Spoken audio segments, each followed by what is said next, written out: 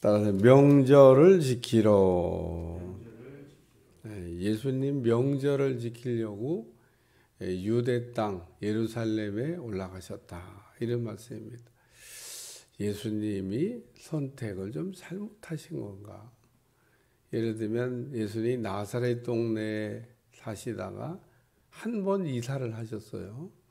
공생애를 딱 시작하실 때 나사렛에 살다가 가버나움이라고 하는 곳으로 이사하셨는데, 이 가버나움이라고 하는 거는 갈릴리 바다 끝에 있는 도시입니다. 근데 예수님이 거기로 이렇게 선교 전처 기지를 만들고 거기를 중심으로 복음을 전했어요. 근데 잘하셨나? 오늘 아침에 잠깐 생각해 보는데, 예루살렘 바로 옆에다가 옛날 고향인 베들레헴 거기다가 딱 본부를 차렸으면은 그 명절 지키러 가시는 일이 쉬웠겠다. 바로 그냥 조금만 걸어가면 예루살렘이니까, 예루살렘에서 아주 가까운 근거리에 있는 게 베들레헴이에요. 자기 고향입니다. 태어난 곳이죠. 거기다가 딱 그리로 이사를 하면 명절 지키러 다니실 때마다 그냥 쉬었을 것 같다, 그런 생각이 듭니다. 근데 예수님이 복음을 전하기 위해서 이사를 하셨는데 가버나움에다가 이렇게 이사를 하셨어요. 온 식구가 다. 그럼 명절 때마다 예루살렘에 올라가야 되잖아요. 예수님 명절을 어기신 분은 아니니까. 그러면 거리 걸어서 사마리아를 지나서 또 내려갔다가 명절 끝나면 또 거기서 사는 게 아닙니다. 집으로 가야지. 가버나움으로 또 다시 돌아가셔야 돼요. 그래서 예수님은 공생의 기간 동안 가버나움과 예루살렘을 계속 왔다 갔다 했습니다. 그리고 또 이 가버나움은 이 이스라엘 땅의 최북단입니다. 더 끝에가 없어.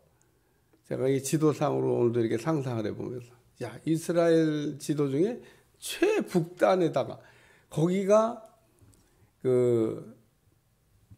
미국에 갔더니 미국에 출입하는 사람들이 출입하는 도시가 있더라고요.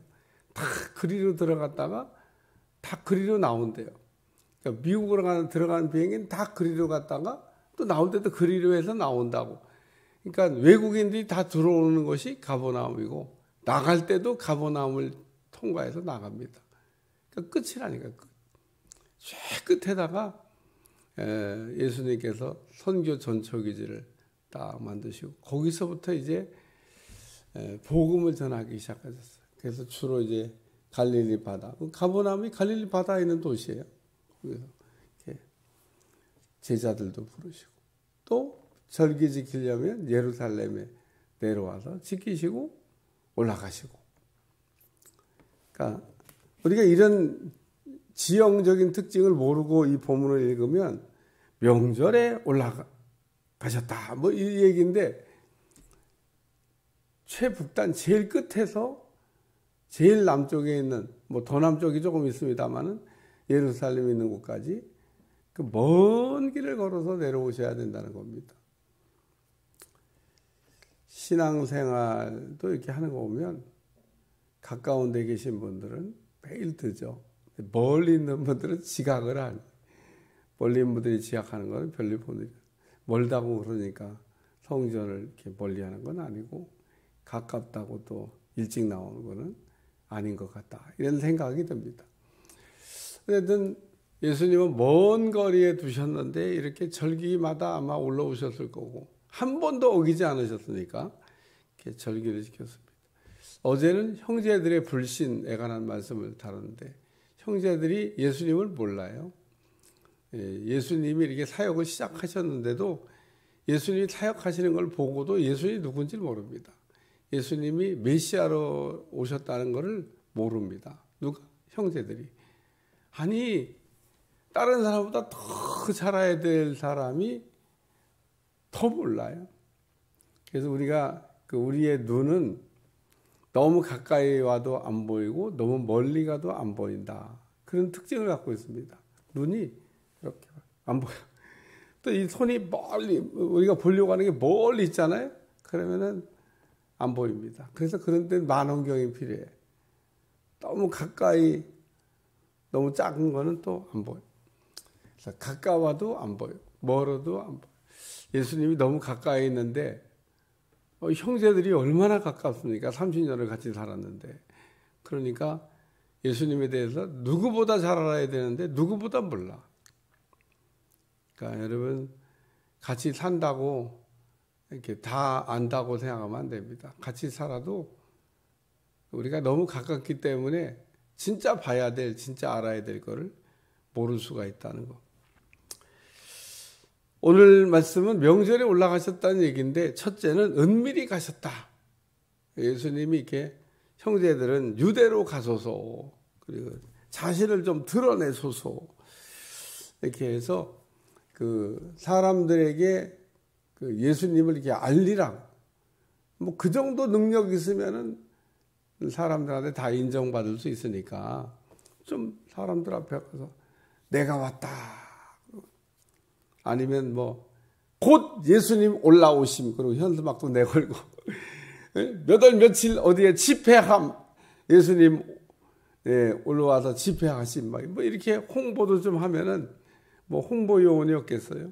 니들 먼저 가가지고 홍보를 쫙 해라. 그러면 구름대같이 벌떼같이 사람들이 모일 텐데, 뭐 그렇지 않아도 따라다니는 사람들이 많은데 홍보까지 하면은 얼마나 많이 모이겠어요? 우리 주님이 그 은밀히 올라가셨다. 명절을 어기지 않으셨어요. 가긴 가셨는데 형제들의 그 바램처럼 드러내기 위해서 가신 게 아니고 은밀히. 이유는 유대인들이 죽이려고 하니까. 예수님 어차피 우리를 위해 대속하러 오셨지만 때가 돼서 죽어야 되니까 때가 이르기 전에 죽으면 안 된다. 그런 생각에 그 예수님 마음속에는 그 때를 중요하게 생각하시고, 그래서 때를 기다리시고, 때에 관한 생각을 늘 하고 있습니다. 그러니까 모든 일은 하나님의 정해진 시간과 장소와 또 되어지는 때가 있다. 그래서 예수님이 형제들이 드러내소서 하고 믿음 없는 말을 했는데 그 말을 따라서 그래 한번 해볼까? 이러고 하신 게 아니라 예수님은 은밀히 올라가셨다. 그래서 드러내고 올라가지 않으셨다는 얘기를 첫째로 들려주고, 두 번째는 어디 있느냐 그러고 예수님을 찾는 사람들이 나옵니다. 명절 중에 유대인들이 예수님을 찾으면서 그가 어디 있냐? 왜 찾아요? 죽이려고 찾는 거죠. 어디 그냥 잡히게만 해봐라. 왜? 앞에 유대인들 죽이려고 한다 그러잖아요. 7장 1절 그 후에 예수께서 갈릴리에 다니시고 유대에서 다니지 아니하시면 유대인들이 죽이려 함이라. 죽이려고 할 때는 좀 피하신 겁니다. 그래서 아무리 찾아도 예수님이 안 보여. 어디 갔어? 그리고 예수님 아무리 찾아도 갈릴리 가 계신 거죠. 그래서 이제 찾아도 없으니까 이제 찾다가 지칠 때쯤 되면 오리지널이 쓱 오셔서 또 사역하시고 또 사라지고, 바람같이 왔다가 바람같이 사라지는 겁니다. 그래서 우리 주님은 갈릴리에서 사역하시는 데는 죽이려고 하는 사람들이 좀 적었던 것 같아요. 그러니까 유대인들은 주로 예루살렘을 중심으로, 갈릴리 가지도 않습니다. 사마리아 가지도 않습니다. 갈릴리 꼭 볼일 때만 가지면 거기를 뭐 때문에 올라가겠어요.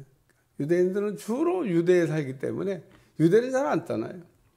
그러니까 예수님이 그 갈릴리에서 사역도 하시고 사마리아에서 사역도 하시고 유대에서도 사역을 하셨는데, 유대인 이렇게 죽이려고 하는 그 유대인들이 많아서 예수님이 각별히 주의를 이렇게 기울이시고, 예수님을 이렇게 찾는데 어떤 사람들은 훌륭한 분이야, 그리고 어떤 사람은 미혹하는 사람이야, 그리고 두 종류로 얘기하는 사람이 있는데 사람들이 이렇게 갈리고 있습니다. 좋은 사람이라고 하는 것도 뭐 제대로 한 것 같지는 않습니다. 예수님이 하시는 긍정적인 사역의 긍정적인 면을 본 거니까. 근데 예수님이 메시아라고 알아봐야 되는데 잘 못 알아봐요. 그러니까 표적을 보고도 예수님인지를 잘 모릅니다. 그래서 또 표적을 보여달라고, 또 보여줄 거 없냐고. 그래서 우리 주님을 이렇게 찾고 있는데 은혜 받으려고 찾는 게 아니라 죽이려고 찾고 있다. 예수님이 각별히 주의를 기울여서 이렇게 다니셨다. 세 번째는 드러내 말하지 않았다. 유대인들이 무서워요. 그래서 말하는 것도 조심해. 왜냐하면 괜히 예수님 얘기했다가 무슨 불똥이 자기한테 튈지 모르니까 말하는 것도 조심해. 그래서 예수님 얘기를 하긴 하는데 그냥 서로 마음이 통하는 사람끼리 예수님이 이런 분이야. 그리고 이렇게 예수님에 대한 얘기는 해도 내놓고 막 예수님이 어떤 분이야 그러고 얘기하는 사람들이 없었다 그랬습니다. 왜? 유대인들이 두려워서.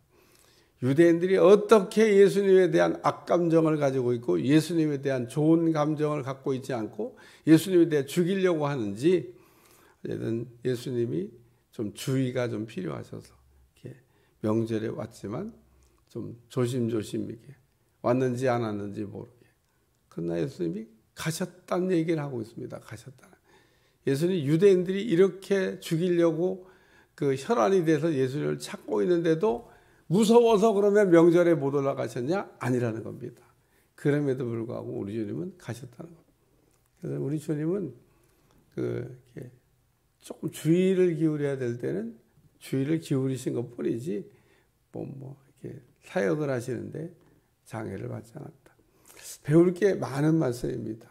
우리가 어떤 때 좀 예수님과 같이 이렇게 처신을 해야 될 때가 있는데 우리가 막 처신을 이렇게 하는 사람들이죠. 그래 놓고 하나님의 뜻이니까 뭐가 어떻게, 예수님도 이게 조심하시잖아요, 지금.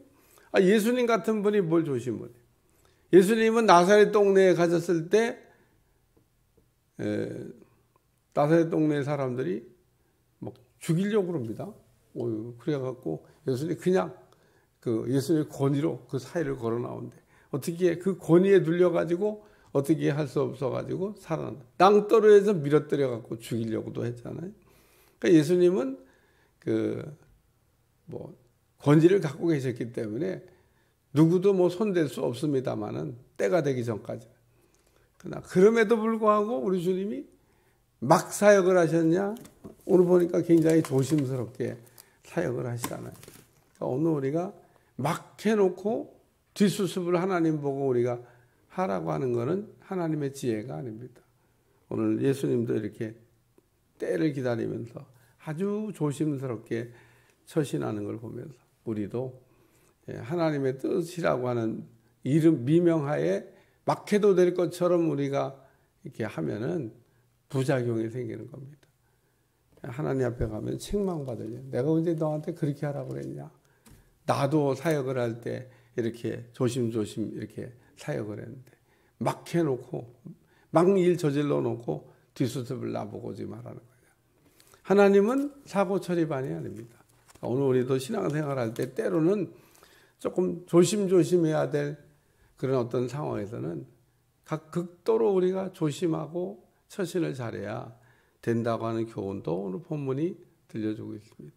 예수님이 한 모든 어떤 행동은 우리 신앙의 표준이기 때문에 예수님이 이런 상황에서는 이렇게 처신을 하셨구나라고 하는 것을 배울 수 있는 아주 중요한 말씀이다. 기도하겠습니다. 하나님, 오늘도 예수님이 유대에 올라가셨지만 은밀하게 또 조심스럽게 다니셨던 것처럼 우리도 때로는 각별히 주의를 기울이고 우리가 살아가야 되겠습니다. 하나님, 우리에게 지혜를 주시고 주님의 뜻을 이루게 하여 주옵소서. 예수님의 이름으로 간절히 기도하옵나이다. 아멘.